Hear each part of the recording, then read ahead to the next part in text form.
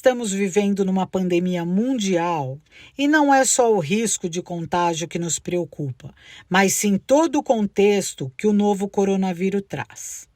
Incertezas definem cenários, como é a reação de cada corpo à doença, como o colapso que ocorre nos hospitais em todo o país e como a própria luta dos cientistas para desenvolver uma vacina que seja tão eficaz quanto as que já conhecemos e nos defende de doenças como a gripe. Em mais de um ano de pandemia, são mais de 119 milhões de casos no mundo inteiro, sendo mais de 11 milhões aqui no Brasil. O número de recuperados também é grande, ultrapassando 67 milhões no mundo. Porém, não é o pequeno o número de mortos. O mundo todo já passa de 2 milhões. No Brasil, o segundo país com mais números de mortos, já passamos da marca de 278 mil. Esse assunto volta a ser tema aqui no programa para entendermos ainda mais esse cenário que nos preocupa e chama atenção, pois é aqui que está uma das piores variantes da Covid, que é mais transmissível e pode causar reinfecção. Para conversar sobre esse tema, vamos receber Vladimir Queiroz. Ele é infectologista e consultor da Sociedade Brasileira de Infectologia. Formado pela Faculdade de Ciências Médicas de Santos, Vladimir atua na área há 40 anos e também é professor da cadeira de moléstias infecciosas da Faculdade de Ciências Médicas de Santos. Olá, pessoal, tudo bem? Boa noite. Bem-vindo a mais um bate-papo com o Pedro Potalo. Estamos aqui todas as quintas-feiras, às 19 horas, nas plataformas do Diário do Grande ABC. E hoje, como convidado, nós temos o Dr. Vladimir Queiroz, que é infectologista e consultor da Sociedade Brasileira de Infectologia. Nós vamos falar um pouquinho de uma situação, de um assunto que, infelizmente, eu gostaria de ter passado já por isso, né? Faz mais de anos que nós estamos, mais de um ano e pouco, 1 ano e 2 meses, alguma coisa desse tipo, que começou no mundo, né? No Brasil já faz 1 ano que nós tivemos o primeiro caso, né? Então, e a gente já trabalhou com algumas outras equipes que vieram falando para nós ao longo do tempo desse ano, como que está a situação da Covid, as novidades, os procedimentos, os protocolos. Então, eu agradeço, doutor Vladimir, e deixo o senhor conversar com o nosso público, se apresentar e começar uma coisa mais leve enquanto a gente pode, né? Depois a gente entra num assunto um pouco mais pesado. Bom, primeiro eu queria agradecer o convite. É sempre bom poder estar disseminando o que a gente sabe de informação correta no meio de tanta fake news que a gente vê por aí, né? Mas é bom poder conversar com o seu público e poder esclarecer o que der para esclarecer as dúvidas. Nós temos umas informações que são colhidas aí, na imprensa. Nós temos hoje mais de 11 milhões e meio de casos de Covid aqui no Brasil, né? Sendo que em torno de 278 mil mortes, né? E no mundo nós tivemos até o presente momento 119 milhões de casos, né? É claro que não tem um remédio, não tem tirando a vacinação, antes que alguém fale, não tem a vacinação, que é uma coisa que vai demorar algum tempo, né? Quais são os procedimentos, os protocolos que nós estamos tendo, doutor, aqui, com relação a essa doença terrível, que estão sendo usados e estão tendo algum resultado? Bom, realmente a vacinação vai ser, certo? Será, sem dúvida nenhuma, a grande arma que nós vamos ter para vencer, pelo menos em parte, essa epidemia, né? Isso é o que a gente tem observado em outros países. Além disso, o que nós podemos fazer, certo? O que nós podemos fazer é aquilo que vem sendo falado há meses, né? É manter o máximo de distanciamento social, certo? O uso constante de máscaras no ambiente que você estiver compartilhando com outras pessoas, né? O uso de álcool em gel, água e sabão, certo? Tudo que você puder fazer para higienizar as mãos o tempo todo, depois de tocar em cada objeto que outra pessoa eventualmente tenha tocado ou tenha tossido, espirrado em cima, né? Então, esses são os cuidados que cada um de nós deve ter para que a gente possa minimizar essa transmissão, certo? E isso é realmente eficaz. Se nós conseguíssemos fazer esse tipo de coisa, seria bastante eficaz, nós não estaríamos passando pelo que estamos passando agora, né?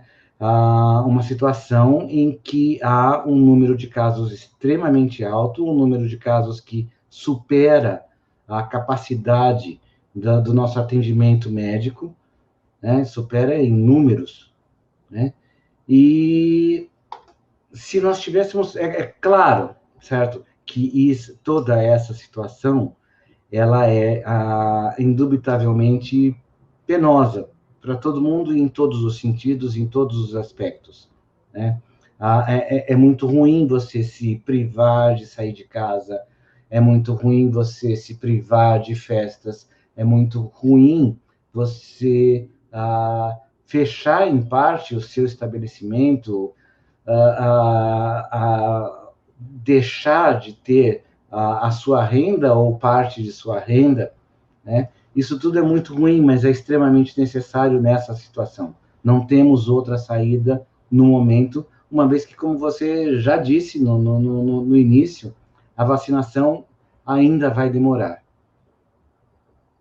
Nós temos aí também como número, o Brasil vacinou até agora 7 milhões, quase 8 milhões de pessoas, sendo que as pessoas que tomaram também a segunda dose, que acho que a maioria tomou a Coronavac, né, foram 3 milhões e quase 4 milhões. Então, na verdade, nós temos vacinados completo, com todo o ciclo, 4 milhões de pessoas.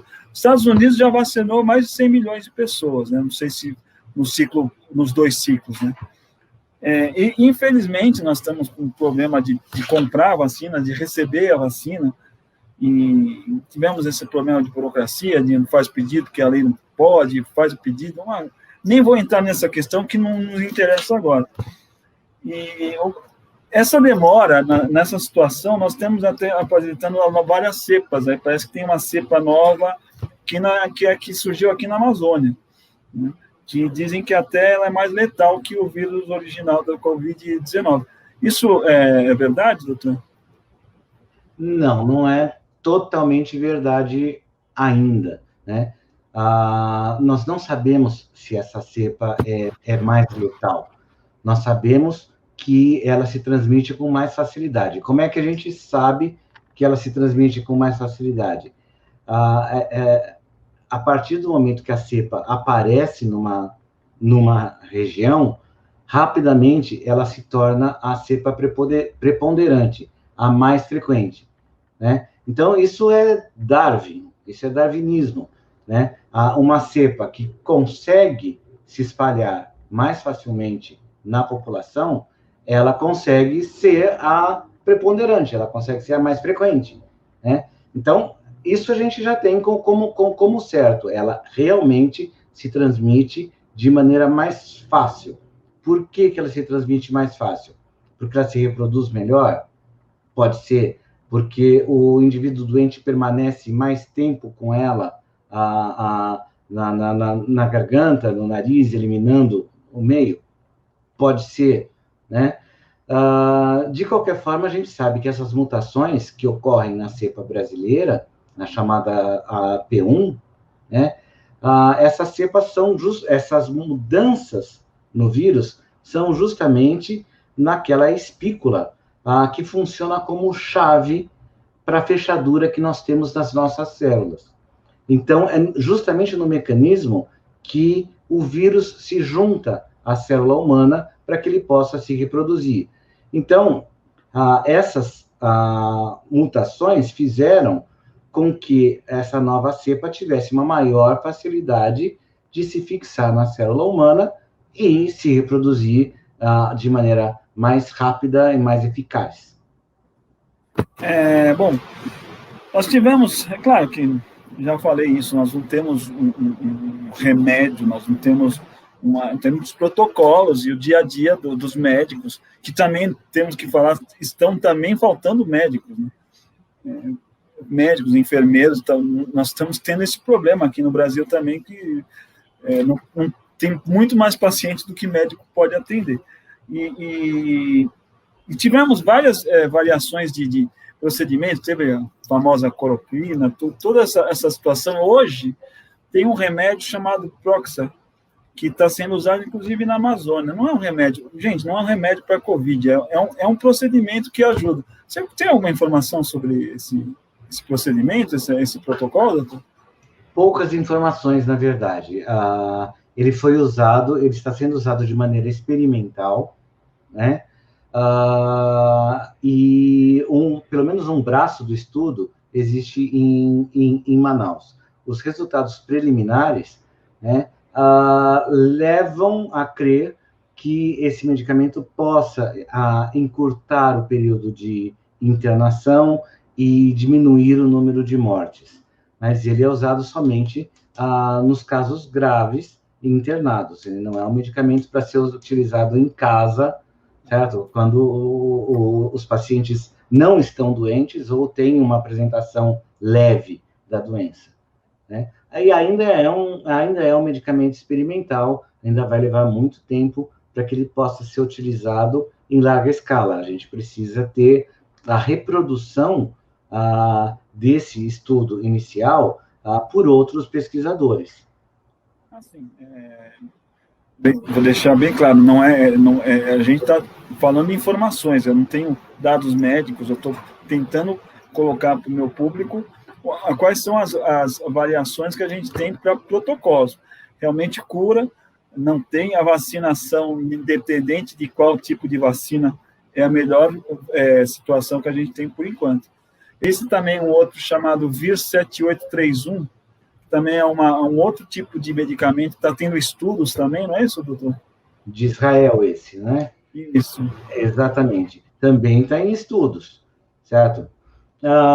Imagina que a primeira droga de verdade, o primeiro antiviral de verdade que foi utilizado especificamente para o tratamento da Covid-19, que teve algum resultado, foi o Remdesivir, né?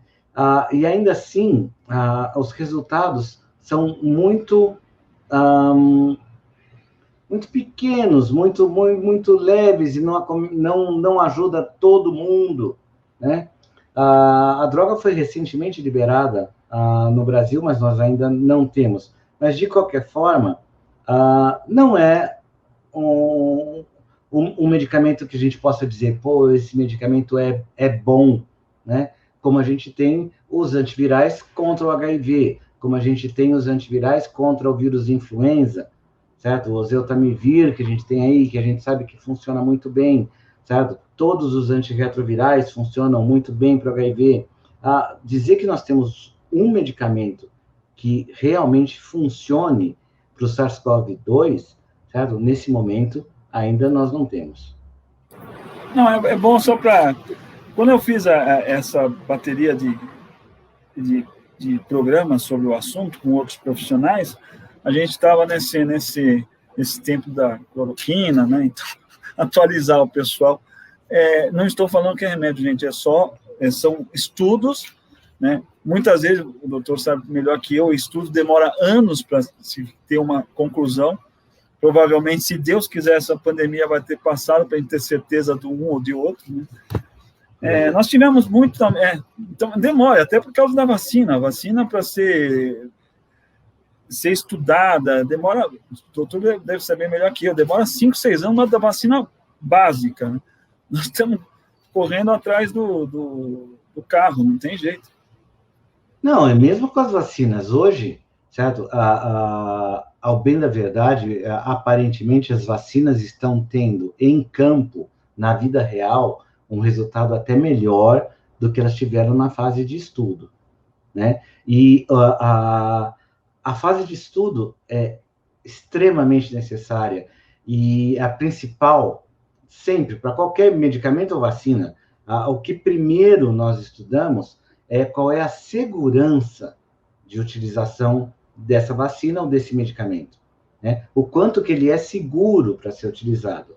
E a eficácia, né? A gente tem uma ideia dentro de um terreno que se chama pesquisa clínica, que é um universo meio paralelo, ele não é a vida real, né? Então, a grande resposta a gente tem quando o remédio ou a vacina sai para campo, é liberado e é utilizado em massa, né? E, de certa forma, essas vacinas estão se mostrando, estão saindo até melhor do que os estudos mostraram, mas certamente, certo? Novas vacinas, novos esquemas, tudo isso vai surgir ainda, certo? A ciência só vai aprimorando, só vai melhorando o que tem. A quantidade de informação gerada diariamente é absurda, certo? A gente mal consegue acompanhar todas as informações que tem. Então, estamos no caminho, né? Nós tivemos vários casos de pessoas mais jovens sendo infectados com essa doença maldita, né? Pessoas, antigamente a gente, no começo, falava pessoas mais idosas, pessoas que têm alguma doença pré-existente, alguma coisa, e agora parece que esse padrão mudou um pouco, infelizmente, né? Porque, claro, você saber onde vai atingir é mais fácil de você controlar. Agora, se amplia esse leque, fica um pouco mais difícil. Então, essa é uma realidade, né? A faixa etária das pessoas hospitalizadas, ela diminuiu muito, né? Mas a gente ainda não tem uma resposta exata, precisa, do porquê isso acontece, né? A gente já está no estado de São Paulo, de uma maneira geral, nós já temos a população mais idosa vacinada, né? A gente estamos vacinando agora quem tem 77 anos ou mais, eles estão recebendo a primeira dose da vacina agora, quem tem 77 anos, aliás, e os mais idosos já estão já receberam a segunda dose da vacina. Isso pode ser uma resposta, certo? Sim, pode. A nova cepa, certo? Ou as novas cepas, porque, na verdade, não é só essa P1 que a gente tem circulando por aqui. Elas podem ter maior facilidade de acometer os mais jovens, certo? É muito provável que sim. Mas tem uma coisa que é inevitável de se falar, que se soma a todas essas hipóteses. É o jovem que mais se expõe ao risco de aquisição da infecção. Então, é o jovem que está trabalhando, é o jovem que está na balada, é o jovem que não está utilizando máscara, né? É o jovem que não está se precavendo. Então, fica difícil saber o que pesa mais nessa situação. Mas a verdade é que nós temos muito mais jovens hospitalizados do que nós tínhamos na primeira fase, certo? Onde a cepa predominante era aquela mesma igualzinha vinda da China. Entendi. O senhor mesmo falou que tem várias variantes. Nós temos a variante brasileira, tem a variante africana, tem a da Inglaterra, né? Nós temos também no mundo 5, 6, 7 tipos de vacinas. Quais são as vacinas que você tem informação científica que conseguem combater as cepas XY? Já tem alguma definição desse tipo de combate? Já tem estudos preliminares que, principalmente, a cepa brasileira, né, todas as vacinas estão mostrando alguma eficácia, né? E algumas vacinas que são mais fáceis de serem modificadas e serem recriadas, né, tipo as vacinas de RNA, como a da Pfizer e da Moderna, né, são duas vacinas que nós não temos ainda no Brasil. É mais fácil de você reprogramar essa vacina.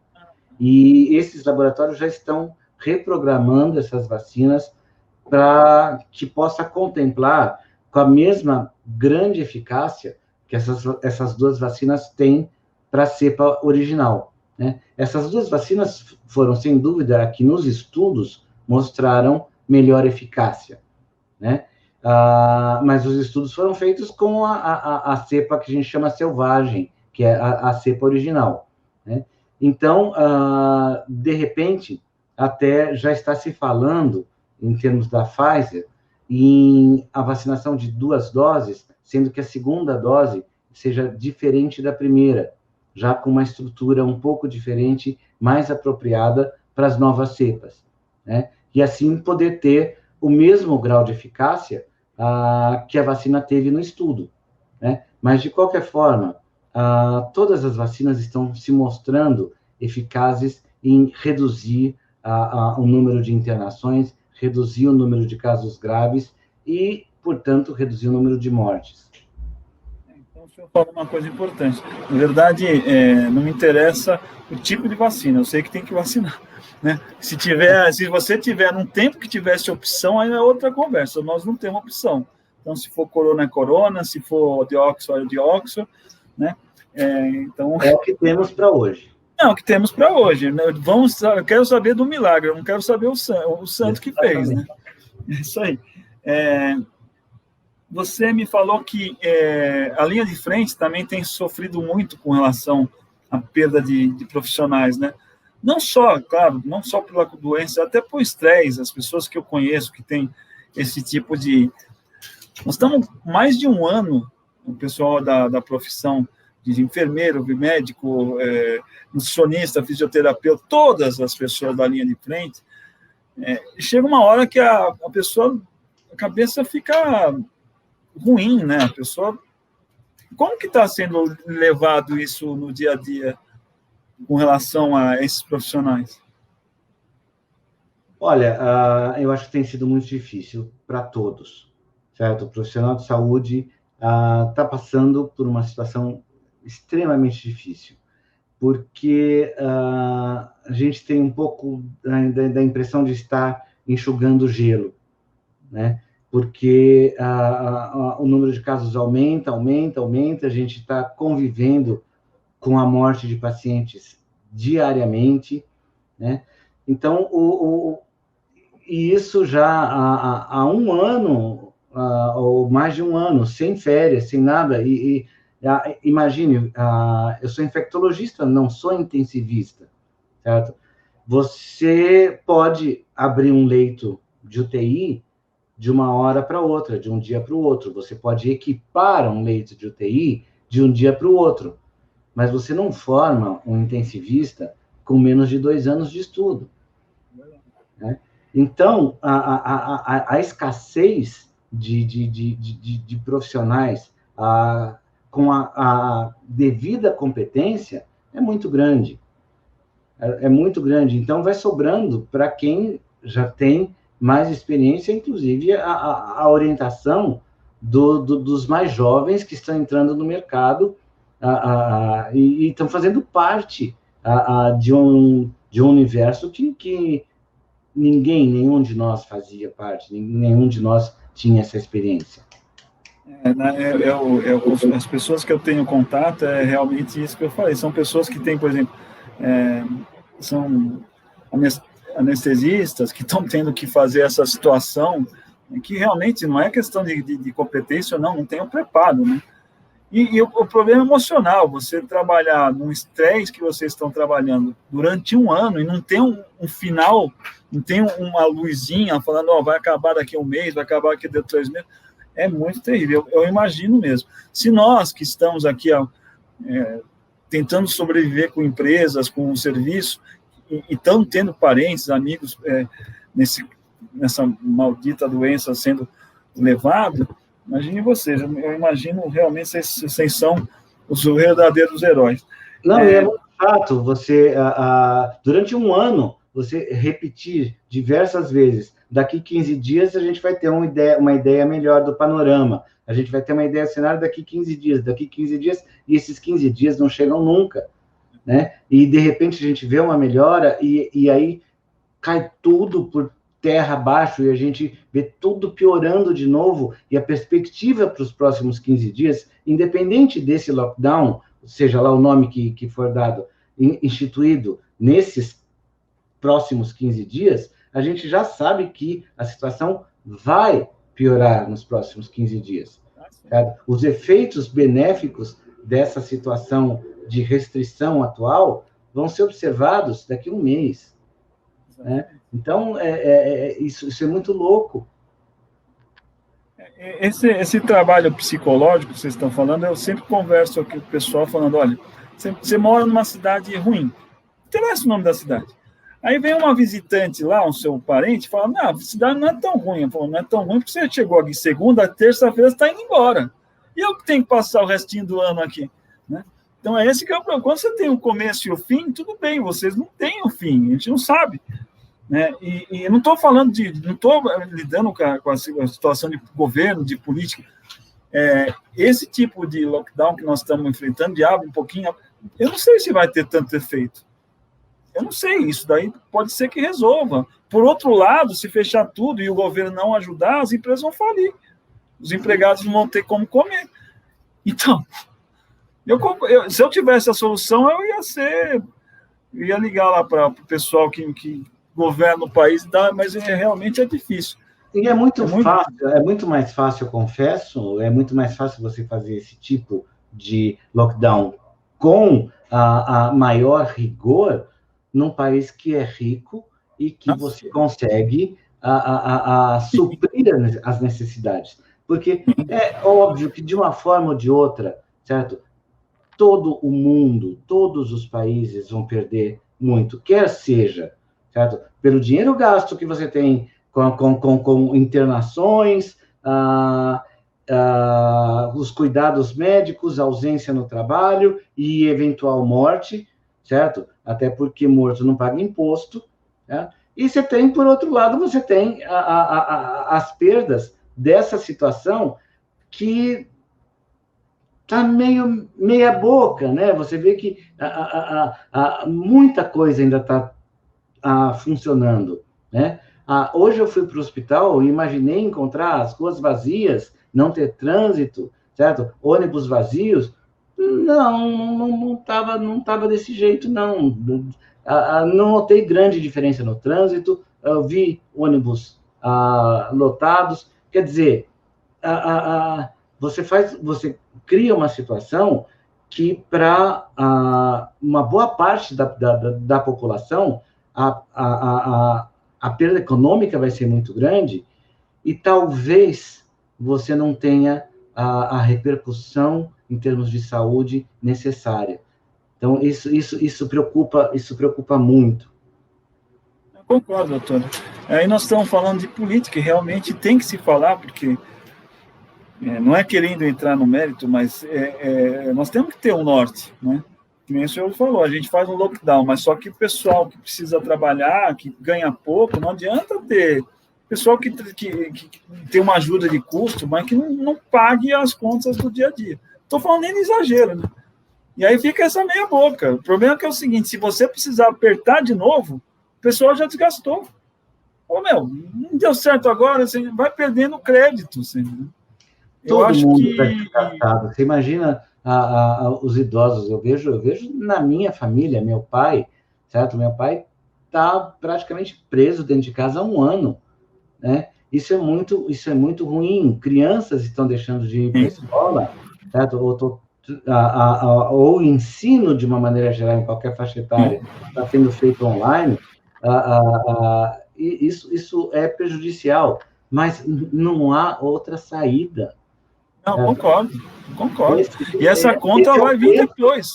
Sim, sim, é um preço altíssimo, isso não tenho dúvida, mas se não for esse, qual é o preço que nós vamos pagar? Não, eu concordo, doutor. Eu concordo, mas eu estou protegendo o lockdown, mas o lockdown total, então.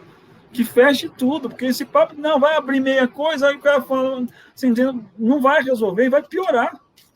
Esse que é o problema, vai desgastar mais. Começa a coisa, tudo acaba em política, mas você acaba tendo exemplos de governos centrais, né, que ainda negam a importância dessa doença, certo? E que não estão vivendo o que as 40 pessoas que morreram nesse fim de semana por falta de vaga em UTI, aguardando uma vaga em UTI. Né? Então, você tem a questão política do negacionismo influenciando na questão econômica, certo? E influenciando no comportamento.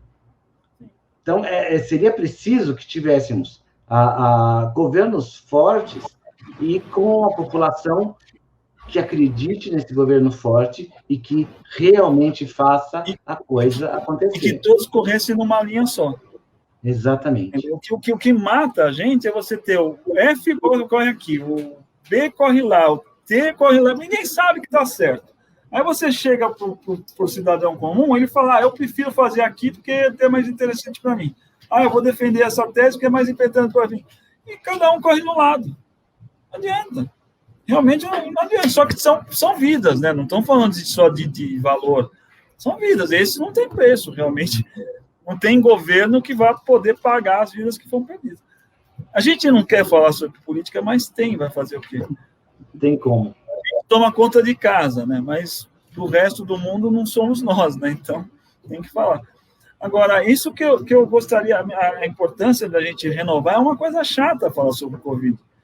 É chato, não é legal. Eu prefiro falar sobre outra coisa. Mas dar informação e mostrar a importância de continuar com isolamento, com uso de máscara, uso de álcool gel, e tentar ao máximo ficar em casa, mas tem que ter condição para ficar em casa. Não adianta a gente ficar em casa e o pessoal fazendo botequinho cheio de gente.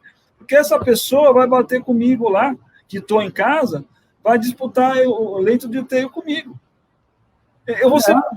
E aí você vê ícones, certo? Sendo flagrados num cassino, certo? Cassino clandestino é pleonado. E ainda tem defesa, eu vim jantar. Amigo, tá todo mundo jogando, você acha que isso aqui é um restaurante, pô? Não, e os restaurantes estão fechados.